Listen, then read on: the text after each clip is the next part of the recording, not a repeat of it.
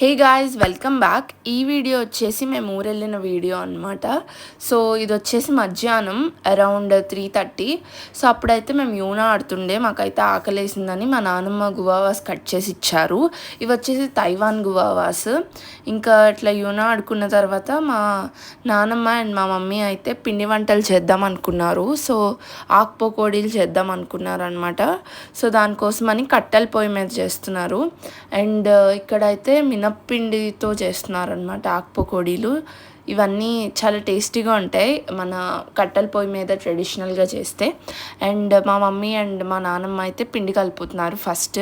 ఇట్లా కారం, ఇట్లా ఉప్పు ఇవన్నీ యాడ్ చేసి. ఇంకా నేనైతే షూట్ చేసుకుంటున్నా. చుట్టూ అయితే చాలా బాగుంది వెదర్. ఇంకా పొయ్యి అయితే రెడీ చేస్తారనమాట మా నాన్నమ్మ. అండ్ ఇక్కడైతే కలిపేస్తున్నారనమాట పిండి.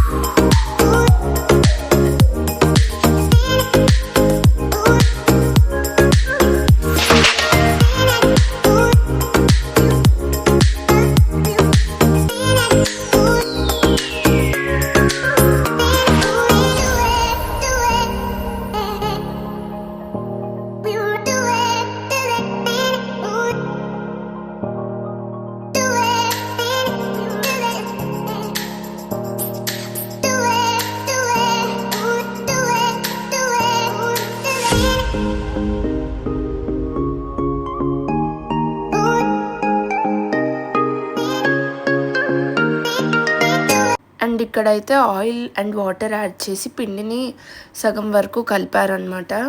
అండ్ ఇక్కడైతే నేను మా కజిన్ హెల్ప్ చేస్తున్నాం అనమాట.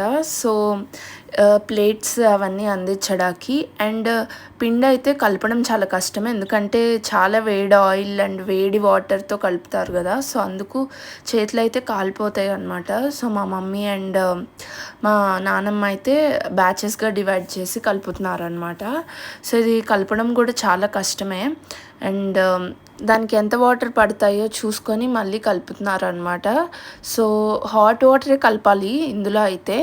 ఇంకా వీటిని వేడివేడి నూనెలో మంచిగా కలుపుకొని యాడ్ చేస్తారనమాట.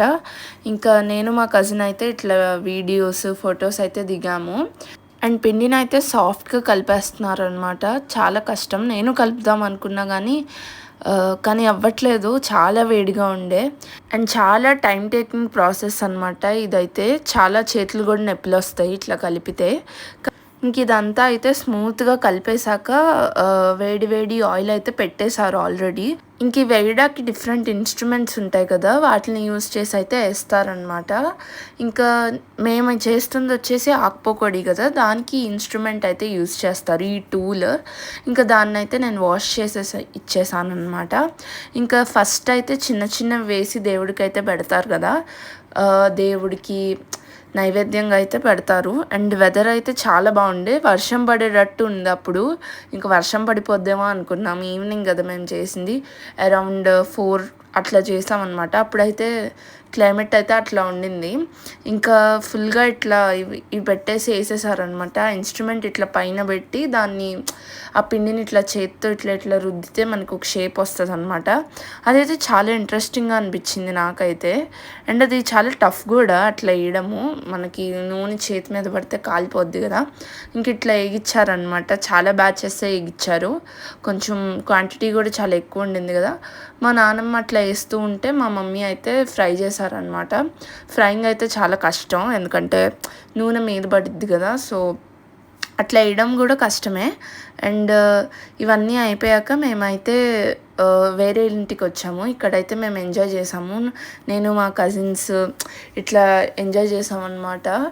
ఇంకా వర్షం పడడం అయితే స్టార్ట్ అయిపోయిందనమాట. ఇంకా వర్షం పడడం స్టార్ట్ అయిపోయింది కదా అని చెప్పేసి పునుగులు తిన్నామన్నమాట తెచ్చుకొని మధ్యలో. అండ్ మా కజిన్ నాకు ఫ్లవర్ ఇచ్చిందనమాట. ఇక్కడైతే నేను మా కజిన్ జోక్స్ వేసుకొని నవ్వుకుంటున్నాం అనమాట, ఎంజాయ్ చేస్తున్నాము. ఇంక ఈ వీడియోకి ఇంతే, నెక్స్ట్ పార్ట్ 2 వస్తుంది. Thanks for watching, subscribe for more.